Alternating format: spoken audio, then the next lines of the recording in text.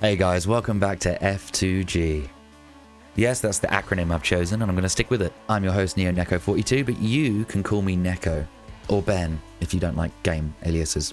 As we sadly covered here already, BlOODHUNT is now offline. It's finished, it's gone, it's kaput, it's done until 2022, under the loose window of early. So I was thinking today we could talk about some parts of the game and basically create a little sort of ideal wish list of changes that we could hope to see once this game fully releases on PS5 and PC next year. Also, I heard you guys loud and clear, the Halo Infinite video I put out absolutely bombed. So I guess you guys don't care about Halo or don't want to hear about it, and that's fine, you know. We're getting to know each other over here. If there are any games that you want me to talk about or cover, then hit me up in the comments. And I'll read through any and all of them, because we got to keep the content rolling here until BlOODHUNT fully releases. You know what I'm saying? There's only so much time I can spend crying in the shower, fully clothed. As usual as well, guys, YouTube pretty much makes this mandatory now anyway. But if you do enjoy the content here at F2G, see, it's catching on.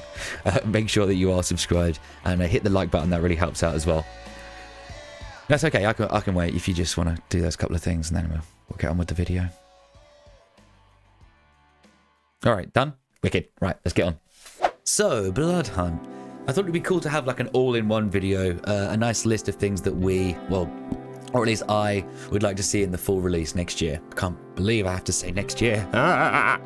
All right, so starting off strong, I want to talk about some things which didn't sadly make it into the founders build of the game, and some things that will add value to the player and just ultimately make it a more complete and polished game, in my opinion, my humble opinion. So straight off the bat, and by the way, these are going to be in no particular order. I just made a list of things that I could think, you know. Add a training room to the game. We've said it before, but whether it's a section in Elysium where you can go pick up the guns and fire them at targets and see the damage profiles in real time, so you can get a grips with the guns, but not just a practice with the guns. I mean, like, you can't in Elysium. Well, I was going to say currently, but obviously we can't go in there. But you could not jump off the walls and things like that in there. You could slide along the floor and do emotes, but you couldn't practice your movement, like your in-game movement, very well in there. So maybe like a space where you can, you know, practice jumping off walls and trying to stay on a target, things like that. I mean, like, even if we had to queue up and then go into like a separate instance of like a training area, I still think that would be cool if you could take your squad in there as well, just, you know, to practice some new tricks. So that people are always figuring out new movement tricks and things like that, like all the wall hopping that was going on when it felt like it was amazing. Like that little period of time where everyone was learning was just, chef's kiss. So yeah, it'll be really useful to new players and I think for seasoned players as well. So my number one is add a training room. Easy enough, right? It's easy enough. Number two, some new weapons to the mix would be nice. I mean, we've got some creative weapons in there, like the crossbow gas bolts, you know? That was an unusual addition, but I think, you know, more weapons with personality like that would be very welcome. New melee weapons, and on top of the melee weapons, I think that every single melee weapon should have a right-click move. You know, like the samurai's got the deflecting bullets, the scourge blade has this like double slash thing that people use as an extra jump. But like, you know, the fire axe and the baseball bat, I think that's the only other two, isn't it? But they don't have a right-click move. But I feel like they should. Like every melee weapon should have like 2 attacks.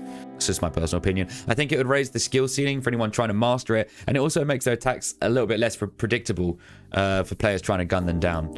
And I think that like where melee is a legit strategy in this game, I feel like all of the melee weapons should have a little something about them, you know? Not just like, oh, that one's useless until I'm going to pick this up, but I'm really not going to use it until I find a Scourge Blades or the Samurai Sword. Yeah. Also, grenades are not featured in the Founder season at all.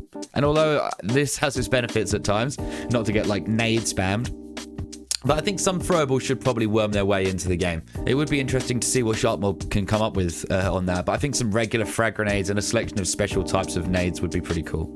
I don't know, what do you think? Also, the weapon tuning to be a little bit more consistent and appropriate. No more revolvers out-sniping marksman rifles or anything ridiculous like that. Or the initial bullet spread of an LMG that's like everywhere but inside your reticule, and by the time the bullet spread has narrowed down and started hitting your target, you're already dead, you know, from someone with a green AK. So yes, number two, new weapons and more refined weapon tuning. Number 3, a fully functioning ranked mode with leaderboards, progressible ranks, and accolades to achieve. I think this is something that Sharkmob have actually said that they were wanting to implement, but they were working closely with the community. I think they were putting out a lot of like questionnaires about like how we would want a ranked mode to go. I don't know if any of you guys filled those out. We didn't really get much news after that, so hopefully they've got something in the works there and they're like, you know, tinkering away behind the scenes. But yeah, I'm sure we'll probably have a ranked mode when the game releases or shortly after. Included in number 3, I'd like to also add that we need the stats inside the game. Inside the game. Yeah? Like, I want to be able to press pause and go into my thing and see everything, you know? I want a breakdown of all my kills, wins, KDR, headshot percentage, general accuracy percentage, you know, just all the stats that you expect to see in, you know, any shooter game. Because not only can you have bragging rights, but it also lets you know where you're not that good. Therefore, you can really, like, hone in on what it is you need to practice more on. And that goes hand in hand with the bloody practice room. Just all of that together, it will just, you know, oh, that's what you want. Just a big... Number 4, I have new modes. Now, Battle Royale is great, but with the way that the game actually feels and plays, alternative modes might be a welcome addition to those who don't particularly get along with BRs, or are new to them, or just want to practice gunfights, so that when they do go out into a BR, they're a bit more confident and less likely to just hide all game and gank people when they're, you know, third party them. Anything that encourages more competent and confident gunfights from players, I think is a welcome addition. So maybe a mode where it's just like a team versus a team in a smaller version of a map, like 3 lives each, or even just 1 life each, and you can score it in rounds or something like that.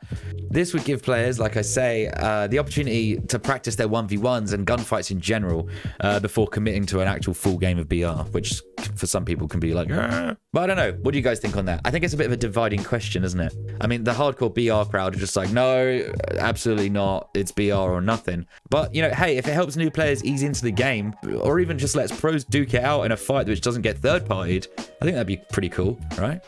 And then if you get like a rival team that, you know, you often see out in Prague, and you'd be like, right, we're having it out now. Like, no getting third-partied. It's just your team versus my team, and I'm gonna send y'all back to Elysium, baby.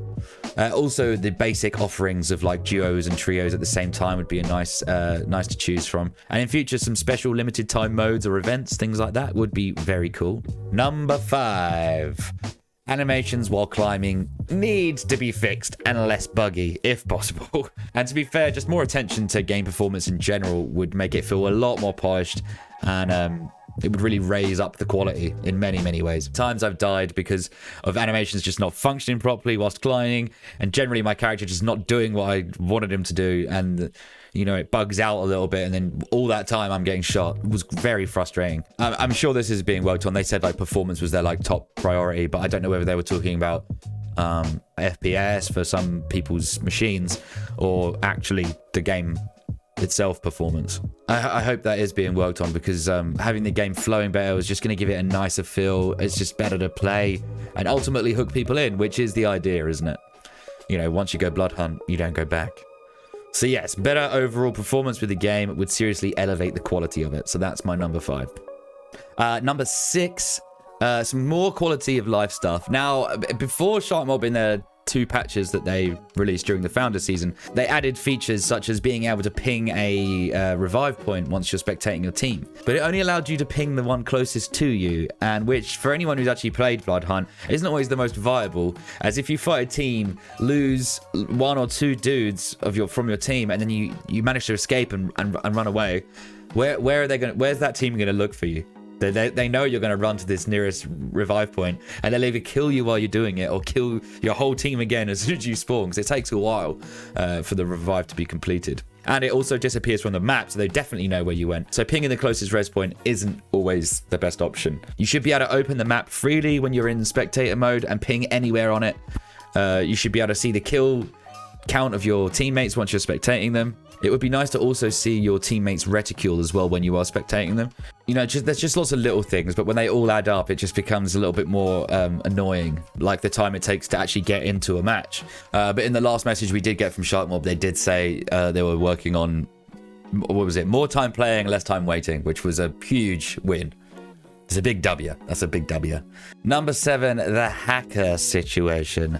Now, I know this is a really hard one to completely crush, and many games have flopped.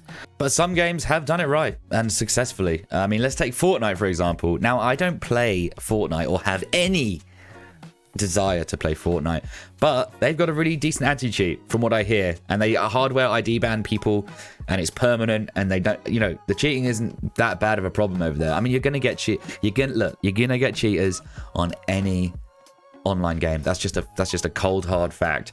It's about how easy it is for them to get away with it, or how successfully are we catching them. That's the main thing. You know, the real nerds are sitting there coding their own cheats, you know, and getting around anti-cheats. It's I really don't know why they do that. Like, what do they get out of it apart from ruining people's day, which I guess that is the point. But there should be a zero tolerance policy with hackers. No 3 strikes or any warnings like that. Just like you get caught once in any way manipulating game files for your own benefit, boom, done, gone. And also, I know people use hardware ID spoofers. But I think the spoofers can be detected with anti-cheats. So if somebody's using something like that, I think anything on their machine that is remotely to do with cheating, get rid of them. So having a report tool added would be extremely valuable. I know it was on their list of on Sharkmob's list of things that they wanted to add. So hopefully we do see that in the game at launch. And I personally think that there should be a kill cam in the game. But then you can see from a potential cheater's POV how they found you. Were they looking through walls? You know, did their aim snap onto you? Was it like a soft lock? Did they track you really robotically, not miss a bullet? And also this goes with my previous point about seeing your friends when you're spectating, seeing the reticule.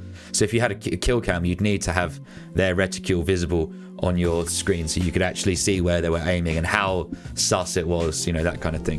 I think kill cams are a good tool to learn from as well, not just to find cheaters with, but you see how you screwed up, so then you can rectify it in the future. But yeah, I do think a kill cam would be a great addition.